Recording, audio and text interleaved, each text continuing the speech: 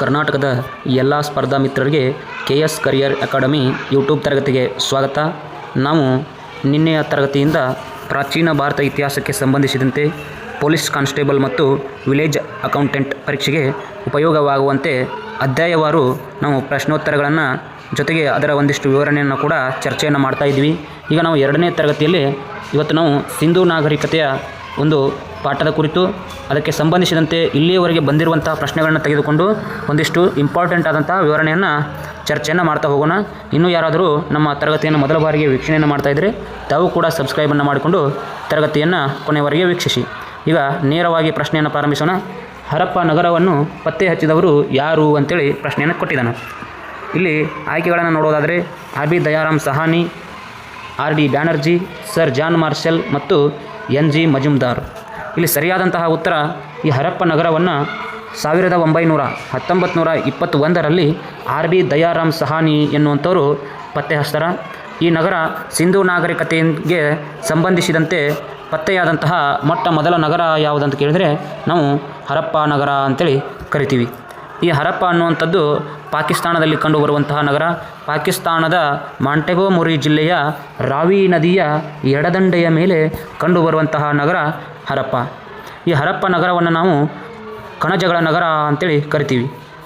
ಕಣಜಗಳ ನಗರ ಅಂತೇಳಿ ಕರೀಲಿಕ್ಕೆ ಕಾರಣ ಏನಪ್ಪ ಅಂತಂದರೆ ಇಲ್ಲಿ 2 ಸಾಲಿನ 6 ಉಗ್ರಾಣಗಳು ಕಂಡುಬರ್ತವೆ. ಎಷ್ಟು? 2 ಸಾಲಿನ 6 ಉಗ್ರಾಣ ಅಂದರೆ ಪ್ರತಿ ಸಾಲುಗಳಲ್ಲಿ 6 ಉಗ್ರಾಣಗಳಂದರೆ 2 ಸಾಲುಗಳಲ್ಲಿ ಒಟ್ಟಾರೆಯಾಗಿ 12 ಉಗ್ರಾಣಗಳು ಈ ಹರಪ್ಪ ನಗರದಲ್ಲಿ ಕಂಡುಬರ್ತವೆ. ಅದೇ ರೀತಿ ಇಲ್ಲಿ ದೊರೆತಿರುವಂತಹ ಹಲವಾರು ಸಿಂಧೂ ನಾಗರಿಕತೆಯ ಅವಶೇಷಗಳಿಂದ ನಾವು ಇತಿಹಾಸವನ್ನು ಸೃಷ್ಟಿಸಲು ನಮಗೆ ಆಧಾರಗಳಾಗಿ ಸಿಕ್ಕಿದವೆ. ಅದರಲ್ಲಿ ಪ್ರಮುಖವಾಗಿ ನೋಡೋದಾದರೆ ನಾವು ಇಲ್ಲಿ ಕಂಚಿನ ಕೊಡಲಿ ಮತ್ತು ಕಲ್ಲಂಗಡಿಯ ಬೀಜ, ಅದೇ ರೀತಿ ಕಾರ್ಮಿಕರ ವಸತಿ ಭವನ, ಕಂಚಿನ ಕೊಡಲಿ, ಕಲ್ಲಂಗಡಿಯ ಬೀಜ, ಹಾಗೆ ಕಾರ್ಮಿಕರ ವಸತಿ ಭವನ ಮತ್ತು ಎತ್ತಿನ ಬಂಡಿ ಇವೆಲ್ಲವೂ ಕೂಡ ಸಿಂಧೂ ನಾಗರಿಕತೆಗೆ ಸಂಬಂಧಿಸಿದಂತೆ ಈ ಹರಪ್ಪ ನಗರದಲ್ಲಿ ದೊರೆತಿರುವಂತಹ ಒಂದಿಷ್ಟು ಅವಶೇಷಗಳು. ಎತ್ತಿನ ಬಂಡಿ, ಕಂಚಿನ ಕೊಡಲಿ, ಅದೇ ರೀತಿ ಕಲ್ಲಂಗಡಿಯ ಬೀಜ ಮತ್ತು ಕಾರ್ಮಿಕರ ವಸತಿ ಭವನಗಳು ದೊರೆತಿದ್ದು ಈ ಹರಪ್ಪ ನಗರದಲ್ಲಿ. ಈಗ ನೆಕ್ಸ್ಟ್ ಆಯ್ಕೆಯಲ್ಲಿ RD ಬ್ಯಾನರ್ಜಿ ಅಂತೇಳಿ ಕೊಟ್ಟಿದ್ದಾನೆ.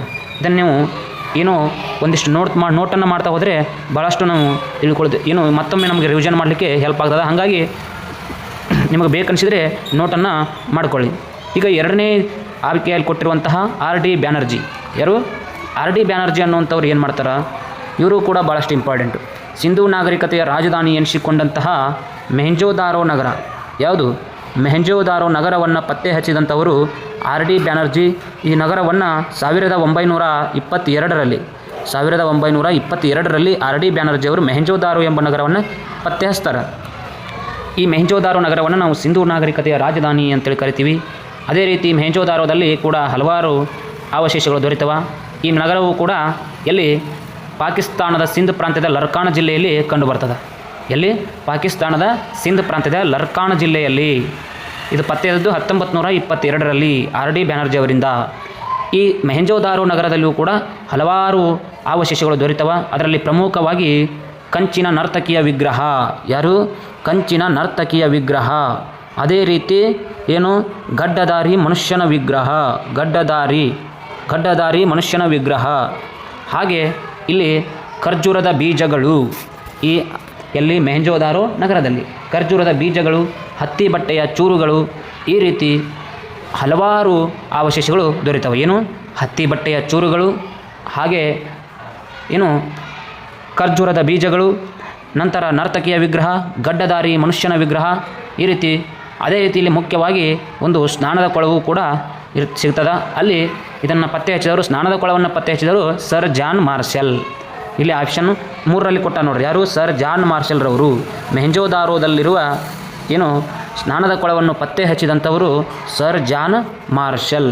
ಇದು ಉದ್ದ ಎಷ್ಟದಪ್ಪ ಅಂತಂದ್ರೆ ಈ ಸ್ನಾನದ ಕೊಳದ ಉದ್ದ ಸರಿಸುಮಾರು 39 ಅಡಿ ಉದ್ದ, ಹಾಗೆ 23 ಅಡಿ ಅಗಲ, ಅದೇ ರೀತಿ 8 ಅಡಿ ಆಳವನ್ನು ಈ ಸ್ನಾನದ ಕೊಳ ಯಾವುದು? ಮೊಹೆಂಜೊದಾರೋದಲ್ಲಿರುವಂಥ ಸ್ನಾನದ ಕೊಳ ಒಳಗೊಂಡಿದೆ.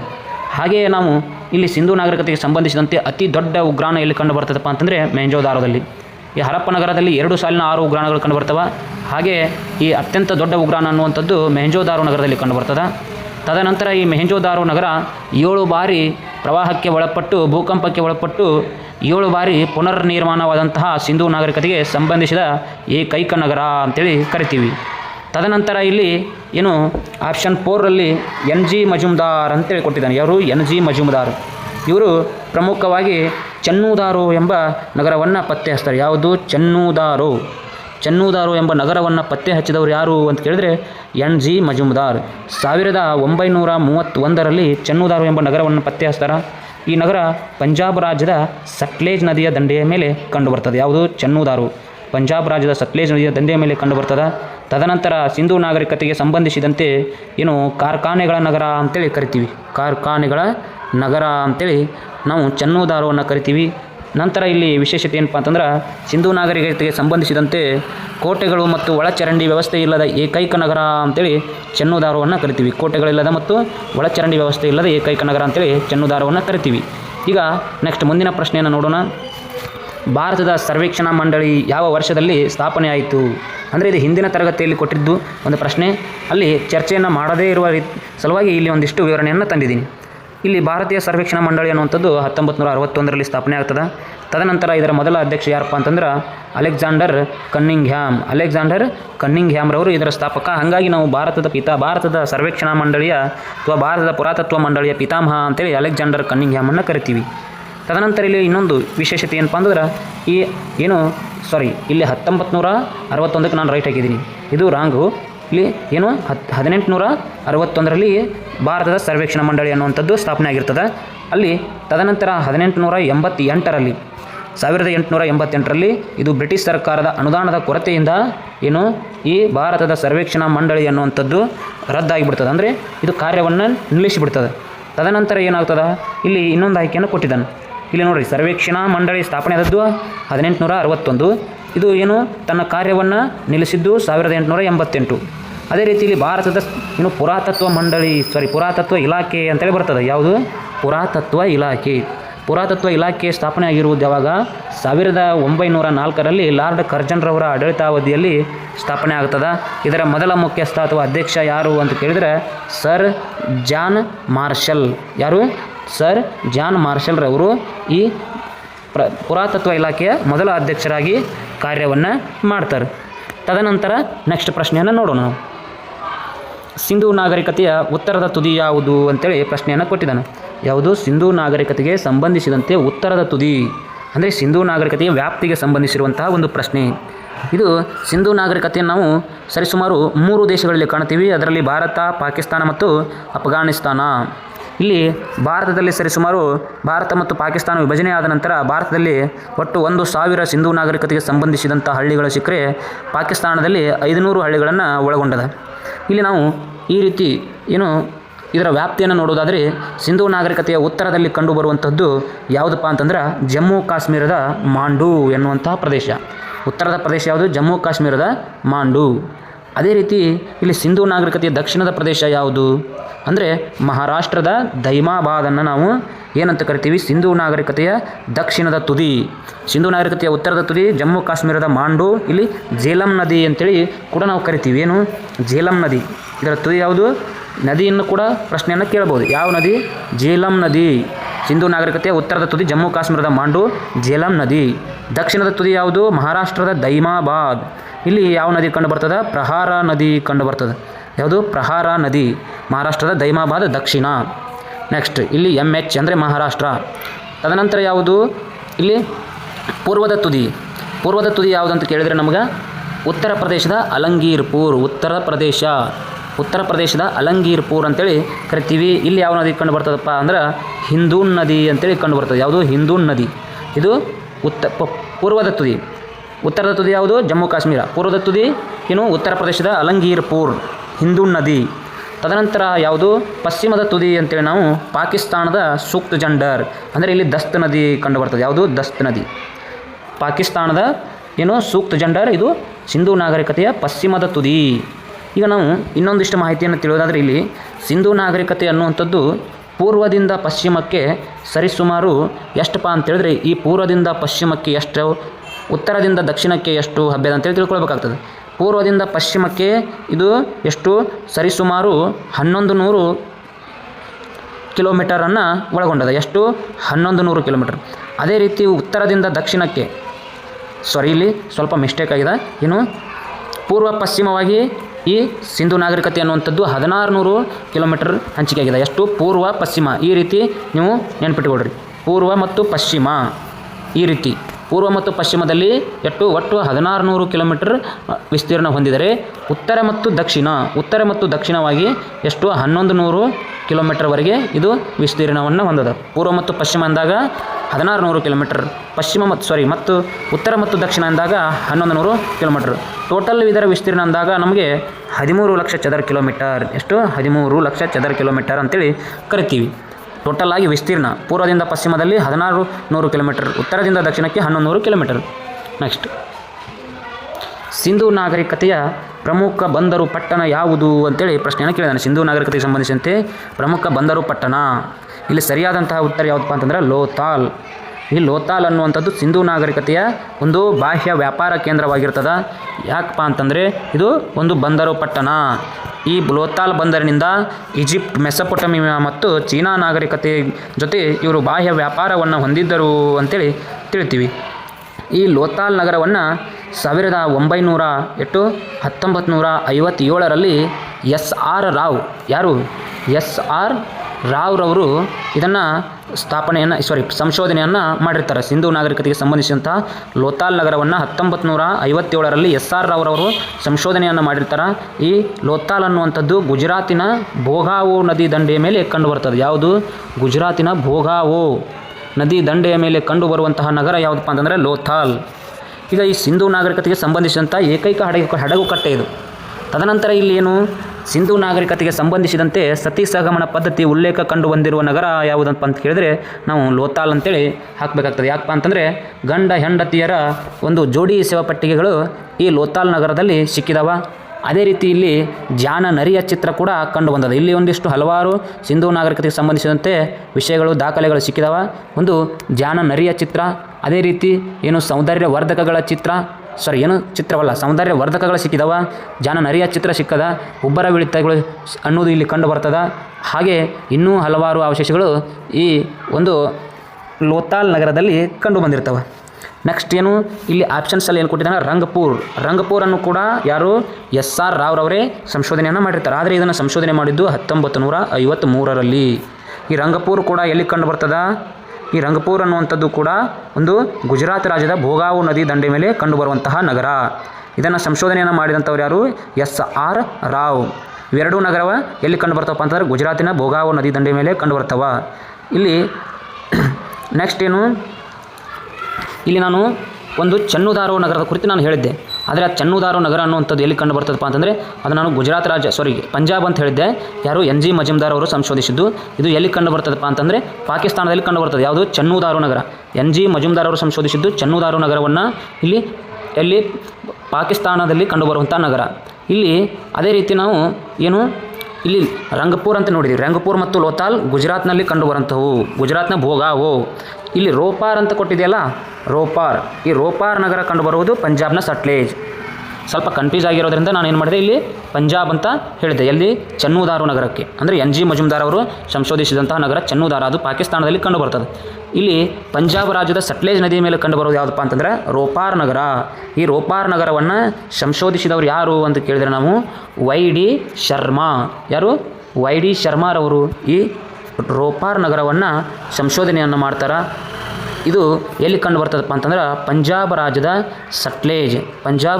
ಸಟ್ಲೇಜ್ ನದಿ ದಂಡೆಯ ಮೇಲೆ ಕಂಡು ಬರ್ತದೆ. ಯಾವುದು?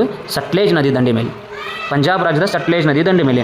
ಅದೇ ರೀತಿ ಈ ನಗರ ಯಾವ ವರ್ಷದಲ್ಲಿ ಸಂಶೋಧನೆಯನ್ನು ಮಾಡ್ತಾರಪ್ಪ ಅಂತಂದರೆ 1953ರಲ್ಲಿ ಈ ನಗರವನ್ನು ಸಂಶೋಧನೆಯನ್ನು ಮಾಡ್ತಾರೆ. ನೆಕ್ಸ್ಟ್ ಏನು? ಇಲ್ಲಿ ದೊರೆತಿರುವಂತಹ ಪ್ರಮುಖವಾದಂತಹ ಏನಪ್ಪ ಅಂತಂದರೆ ಇಲ್ಲಿ ರಾಗಿ, ಅಕ್ಕಿ ಮತ್ತು ಗೋಧಿಯ ಹೊಟ್ಟು ದೊರೆತಿದ್ದು ಎಲ್ಲಿಪ್ಪ ಅಂತ ಕೇಳಿದರೆ ನಾವು ಈ ರಂಗಪುರ ನಗರದಲ್ಲಿ ಇವೆಲ್ಲವೂ ದೊರೆತವೆ. ಯಾವ? ರಂಗಪುರ ನಗರದಲ್ಲಿ ರಾಗಿ, ಅಕ್ಕಿ ಮತ್ತು ಗೋಧಿಯ ಒಂದಿಷ್ಟು ಕುರುಹುಗಳು, ಹೊಟ್ಟು ಅನ್ನುವಂಥದ್ದು ಸಿಗುತ್ತದೆ. ಅದೇ ರೀತಿ ಇಲ್ಲಿ ರೋಪಾರದ ವಿಶೇಷತೆ ಏನಪ್ಪ ಅಂತಂದ್ರೆ ರೋಪಾರ್ ಸ್ವತಂತ್ರ ಭಾರತದಲ್ಲಿ ಸಂಶೋಧನೆಯಾದಂತಹ ಮೊಟ್ಟ ಮೊದಲ ನಗರ. ಅಂದರೆ 1953ರಲ್ಲಿ ಸಂಶೋಧನೆಯನ್ನು ಆಗಿರ್ತದೆ. ಈಗ ಅದೇ ರೀತಿ ಇವೆರಡೂ ನಗರ ಯಾವುದು ರಂಗಪುರ್ ಅನ್ನುವಂಥದ್ದು ಕೂಡ 1953, ರೋಪಾರ್ ಕೂಡ 1953. ಆದರೆ ಇದನ್ನು ಸಂಶೋಧಿಸಿದವರು ರೋಪಾರ್ ನಗರವನ್ನು ಸಂಶೋಧಿಸಿದವರು YD ಶರ್ಮಾ. ಆದರೆ ರಂಗಪುರ್ ನಗರವನ್ನು ಯಾರು ಹೇಳಿದೆ ನಾನು? SR ರಾವ್. ರಂಗಪುರ್ ಮತ್ತು ಲೋಥಾಲ್ ನಗರವನ್ನು SR ರಾವ್. ಇದನ್ನು ರೋಪಾರನ್ನು YD ಶರ್ಮಾರವರು ಸಂಶೋಧನೆಯನ್ನು ಮಾಡಿರ್ತಾರೆ. ಆದರೆ ಇಲ್ಲಿ ರೋಪಾರ್ನ ವಿಶೇಷತೆ ಏನಪ್ಪ ಅಂತಂದರೆ ಇಲ್ಲಿ ಸ್ವತಂತ್ರ ಭಾರತದಲ್ಲಿ ಸಂಶೋಧನೆಯಾದ ಮೊದಲ ನಗರ ಮತ್ತು ಮನುಷ್ಯ ಮತ್ತು ನಾಯಿಯ ಶವಗಳು ಕಂಡು ಬಂದಿದ್ದು ಒಂದೇ ಒಂದು ಸಮಾಧಿಯಲ್ಲಿ ಮನುಷ್ಯ ಮತ್ತು ನಾಯಿಯ ಶವ ಕಂಡು ಬಂದಿದ್ದು ಈ ರೋಪಾರ್ ನಗರದಲ್ಲಿ. ಇದೊಂದು ಇಲ್ಲಿ ಪ್ರಮುಖವಾಗಿ ಮಾಹಿತಿಯನ್ನು ತಿಳ್ಕೊಳ್ಬೇಕಾಗ್ತದೆ. ಹಾಗೆ ನಾವಿಲ್ಲಿ ಕಾಲಿಬಂಗನ್ ಅಂತೇಳಿ ಕೊಟ್ಟಿದ್ದಾನೆ. ಎಲ್ಲಿ ಸಿಂಧೂ ನಾಗರಿಕತೆಗೆ ಸಂಬಂಧಿಸಿದಂತೆ ಕಾಲಿಬಂಗನ್ ನಗರ ಅಂತೇಳಿ ಕೊಟ್ಟಿದ್ದಾನೆ. ಈ ಕಾಲಿಬಂಗನ್ ನಗರದ ವಿಶೇಷತೆ ಏನಪ್ಪ ಅಂತಂದರೆ ಇದನ್ನು 1963ರಲ್ಲಿ ಸಂಶೋಧನೆಯನ್ನು ಮಾಡಿರ್ತಾರೆ. 61ರಲ್ಲಿ ಕಾಲಿಬಂಗನ್ ನಗರವನ್ನು 1961ರಲ್ಲಿ ಯಾರು? ಅಮ್ಲಾನಂದ್ ಘೋಷ್ ಮತ್ತು BK ತಾಪರ್. ಅಮ್ಲಾನಂದ್ ಘೋಷ್ ಮತ್ತು BK ತಾಪರ್ ಅಂತೇಳಿ ಬರ್ಕೊಳ್ರಿ. BK ತಾಪರ್, ಅಮ್ಲಾನಂದ್ ಘೋಷ್ ಮತ್ತು BK ತಾಪರ್ನಿಂದ ಕಾಲಿಬಂಗನ್ ನಗರವನ್ನು ಸಂಶೋಧನೆಯನ್ನು ಮಾಡಿರ್ತಾರೆ. ಇದು ರಾಜಸ್ಥಾನದಲ್ಲಿ ಕಂಡು ಬರ್ತದೆ. ಎಲ್ಲಿ? ರಾಜಸ್ಥಾನದಲ್ಲಿ. ಕಾಲಿಬಂಗನ್ ಎಂದರೆ ಏನಪ್ಪ ಅಂತಂದ್ರೆ ಕಪ್ಪು ಬಳೆ ಅಂತೇಳಿ ಕರಿತೀವಿ. ಕಾಲಿಬಂಗನ್ ಅಂದರೆ ಕಪ್ಪು ಬಳೆ. ಈ ಕಾಲಿಬಂಗನ್ ನಗರದಲ್ಲಿ ಸಜ್ಜೆ ಆಗಿರಬಹುದು, ಒಂಟೆಯ ಅಸ್ಥಿ ಪಂಜರ ಆಗಿರಬಹುದು, ಹಾಗೆ ಇಲ್ಲಿ ಭೂಕಂಪ ಸಂಭವಿಸಿದ ಸ್ಥಳ ಆಗಿರಬಹುದು, ಬೆಂಕಿಯ ಒಲೆಗಳು, ನೇಗಿಲು ಹೊಡೆದ ಗೆರೆಗಳು ಮತ್ತು ಇಲ್ಲಿ ಹಸಿ ಇಟ್ಟಿಗೆಯಿಂದ ಕಟ್ಟಿದಂತಹ ಒಂದಿಷ್ಟು ಗೋಡೆಗಳು ಕೂಡ ಕಂಡುಬರುವುದು ಕಾಲಿಬಂಗನ್ ಎಂಬ ನಗರದಲ್ಲಿ. ಈಗ ನೆಕ್ಸ್ಟ್ ಮುಂದಿನ ಪ್ರಶ್ನೆ ನೋಡೋಣ. ಸಿಂಧೂ ನಾಗರಿಕತೆಗೆ ಈ ಕೆಳಗಿನ ಯಾವ ನಗರ ವಿಶ್ವ ಪಾರಂಪರ್ಯ ಪಟ್ಟಿಗೆ ಸೇರಿದೆ ಅಂತೇಳಿ ಕೊಟ್ಟಿದ್ದಾನೆ. ಎಲ್ಲಿ? ಈ ಕೆಳಗಿನ ಯಾವ ನಗರದಲ್ಲಿ ಸಿಂಧೂ ನಾಗರಿಕತೆಗೆ ಸಂಬಂಧಿಸಿದಂಥ ನಗರ ವಿಶ್ವ ಪಾರಂಪರ್ಯ ಯುನೆಸ್ಕೋ ಪಟ್ಟಿಗೆ ಸೇರಿದೆ ಅಂತೇಳಿ ಕೊಟ್ಟಿದ್ದಾನೆ. ಸರಿಯಾದಂಥ ಉತ್ತರ ಯಾವುದಪ್ಪ ಅಂತಂದರೆ ಧೋಲವೀರ. ಅದು ಧೋಲವೀರ ನಗರ. ಇದು 2021ರಲ್ಲಿ ಸಿಂಧೂ ನಾಗರಿಕತೆಯ ಏಕೈಕ ನಗರ ಏನು ವಿಶ್ವ ಪಾರಂಪರ್ಯ ಪಟ್ಟಿಗೆ ಸೇರ್ತದೆ. ಈ ಧೋಲವೀರ ನಗರವನ್ನು 1991ರಲ್ಲಿ ಯಾರು ಇದನ್ನು ಸಂಶೋಧನೆಯನ್ನು ಮಾಡಿರ್ತಾರ ಅಂತ ನಾವು ನೋಡೋದಾದರೆ RS ಬಿಸ್ತ್ ಮತ್ತು JP ಜೋಶಿ. RS ಬಿಸ್ತ್ ಮತ್ತು JP ಜೋಶಿ ಅವರು ಈ ಧೋಲವೀರ ನಗರವನ್ನು ಪತ್ತೆ ಹಚ್ತಾರೆ. ಎಷ್ಟು? 1991ರಲ್ಲಿ. RS ಬಿಸ್ತ್ ಮತ್ತು JP ಜೋಶಿ. ಇದು 2021ರಲ್ಲಿ ವಿಶ್ವ ಪಾರಂಪರ್ಯ ಪಟ್ಟಿಗೆ ಸೇರ್ತದ. ಇದು ಸಿಂಧೂ ನಾಗರಿಕತೆಗೆ ಸಂಬಂಧಿಸಿದಂಥ ಅತಿ ದೊಡ್ಡ ಜಲ ಸಂಗ್ರಹ ಘಟಕ ಹೊಂದಿರುವ ನಗರ ಯಾವುದಂತ ಕೇಳಿದ್ರೆ ನಾವು ಧೋಲವೀರ ಅಂತೇಳಿ ಟಿಕ್ ಮಾಡಬೇಕು. ತದನಂತರ ಇಲ್ಲಿ 10 ಚಿತ್ರಲಿಪಿಗಳು ಕಂಡುಬರ್ತವೆ. 10 ಚಿತ್ರಲಿಪಿಗಳು ಸಿಂಧೂ ನಾಗರಿಕತೆಗೆ ಸಂಬಂಧಿಸಿದಂತೆ 10 ಚಿತ್ರಲಿಪಿಗಳು ಕಂಡುಬರುವುದು ಎಲ್ಲಿ? ಈ ಧೋಲವೀರ ನಗರದಲ್ಲಿ. ಹಾಗೆ ಇಲ್ಲಿ ಏನು ಕಂಡು ಬರ್ತವೆ? 2 ಬೃಹತ್ತಾದ ಕ್ರೀಡಾಂಗಣ. ಈ ನಗರದಲ್ಲಿ 3 ಕ್ರೀಡಾಂಗಣ ಕಂಡು ಬರ್ತವೆ. ಎಲ್ಲಿ? ಧೋಲವೀರ ನಗರದಲ್ಲಿ 3 ಕ್ರೀಡಾಂಗಣ ಬರ್ತವೆ. ಅದರಲ್ಲಿ 2 ಬೃಹತ್ತಾಕಾರ, ಅದೇ ರೀತಿ ಒಂದು ಚಿಕ್ಕದು. 2 ಬೃಹತ್ತಾಕಾರದ ಕ್ರೀಡಾಂಗಣ, 1 ಚಿಕ್ಕ ಕ್ರೀಡಾಂಗಣ. 3 ಕ್ರೀಡಾಂಗಣದಲ್ಲಿ 2 ದೊಡ್ಡ ಕ್ರೀಡಾಂಗಣ, 1 ಸಣ್ಣ ಕ್ರೀಡಾಂಗಣ ಕಂಡು ಬರ್ತದೆ. ಈಗ ನೆಕ್ಸ್ಟ್ ಏನು? ಇಲ್ಲಿ ಬನವಾಲಿ ಅಂತೇಳಿ ಕೊಟ್ಟಿದ್ದಾನೆ. ಬನವಾಲಿ ಎಂಬ ನಗರವನ್ನು ಪತ್ತೆ ಹಚ್ಚಿದ್ದು ಯಾವಾಗ? 1971ರಲ್ಲಿ. ಯಾರು? FA ಖಾನ್ನಿಂದ ಪತ್ತೆಯಾದ ನಗರ ಯಾವುದಪ್ಪ ಅಂತಂದ್ರೆ ಬನವಾಲಿ. ಇಲ್ಲಿ ಮೆತ್ತೆ ಮತ್ತು ಸಾಸಿವೆ ಬೀಜಗಳು ಕಂಡು ಬಂದಿರ್ತವೆ. ಎಲ್ಲಿ? ಬನವಾಲಿಯಲ್ಲಿ. ತದನಂತರ ಯಾವುದು? ರಾಖಿಗರಿ ಅಂತೇಳಿ ಕೊಟ್ಟಿದ್ದಾನೆ. ಈ ರಾಖಿಗರಿ ಕೂಡ ಬಹಳಷ್ಟು ವಿಶೇಷತೆಯನ್ನು ಹೊಂದಿದೆ. ಏನಪ್ಪ ಅಂತಂದರೆ ಭಾರತದಲ್ಲಿ ದೊರೆತಂತಹ ಅತ್ಯಂತ ಸಿಂಧೂ ನಾಗರಿಕತೆಗೆ ಸಂಬಂಧಿಸಿರುವಂಥ ಅತಿ ದೊಡ್ಡ ನಗರ ಯಾವುದು ಅಂತ ಕೇಳಿದರೆ ರಾಖಿಗರಿ. ಯಾವುದು? ರಾಖಿಗರಿ ನಗರ. ಇದನ್ನು ಸಂಶೋಧನೆಯನ್ನು ಮಾಡಿದ್ದು ಯಾರು ಅಂತ ಕೇಳಿದರೆ ನಾವು 1999ರಲ್ಲಿ ರಾಖಿಗರಿ ನಗರವನ್ನು 1997ರಲ್ಲಿ ಭಗವಾನ್ ದಾಸ್ ಎಂಬವನು ಈ ನಗರವನ್ನು ಪತ್ತೆ ಹಚ್ತಾನೆ. ಏನು? ಭಗವಾನ್ ದಾಸ್. ಆತನ ಹೆಸರೇನು? ಭಗವಾನ್ ದಾಸ್. 1997ರಲ್ಲಿ ಈ ರಾಖಿಗರಿ ಎಂಬ ನಗರವನ್ನು ಪತ್ತೆಯನ್ನು ಹಚ್ಚಿರ್ತಾನೆ. ಹಾಗೆ ಇಲ್ಲಿ ನಾವು ರೋಜೈರ್ ಅಂತೇಳಿ ಕೊಟ್ಟಿದ್ದಾನೆ. ಸಿಂಧೂ ನಾಗರಿಕತೆಗೆ ಸಂಬಂಧಿಸಿದಂತೆ ಗ್ರಾಮೀಣ ಶೈಲಿ ಬಂದಿರುವುದು ರೋಜೈರ್ನಲ್ಲಿ. ರೋಜೈರ್ ಏನು? ಗ್ರಾಮೀಣ ಶೈಲಿ ಕಂಡು ಬಂದ ಏಕೈಕ ನಗರ ಯಾವುದಪ್ಪ ಅಂತಂದ್ರೆ ರೋಜೈರ್. ಈಗ ಇನ್ನಷ್ಟು ಮಾಹಿತಿಯನ್ನು ನಾವು ಸಿಂಧೂ ನಾಗರಿಕತೆಯಂತೆ ಸಂಬಂಧಿಸಿದಂತೆ ಇನ್ನೂ ಹಲವಾರು ಮಾಹಿತಿ ಇಲ್ಲಿ ಕಂಡು ಬರ್ತದೆ. ಅವರು ಯಾವ ರೀತಿ ನಗರ ಯೋಜನೆಯನ್ನು ಹೊಂದಿದ್ರು ಅಂತೆ ಅದನ್ನು ನಾವು ಮುಂದಿನ ಒಂದು ತರಗತಿಯಲ್ಲಿ ಚರ್ಚೆಯನ್ನು ಮಾಡ್ತಾ ಹೋಗೋಣ. ಇಲ್ಲಿ ಸ್ವಲ್ಪ ಏನಾದರೂ ನಿಮಗೆ ಕನ್ಫ್ಯೂಸ್ ಆದರೆ ವಿಡಿಯೋವನ್ನು ಇನ್ನೊಮ್ಮೆ ಕೇಳಿ ಕ್ಲಾರಿಟಿಯನ್ನು ತೆಗೆದುಕೊಳ್ಳಿ. ಏನಾದರೂ ನಿಮಗೆ ಮಿಸ್ಟೇಕ್ ಅನಿಸಿದರೆ ಕೂಡ ನಾನು ಕಮೆಂಟ್ನಲ್ಲಿ ತಿಳಿಸಿ, ನಾನು ಅದಕ್ಕೇನು ಸರಿಯಾಗಿ ನಿಮಗೆ ಇನ್ನಷ್ಟು ಮಾರ್ಗದರ್ಶನವನ್ನು ನೀಡ್ತಾ ಇರ್ತೀನಿ. Yes, okay, thank you.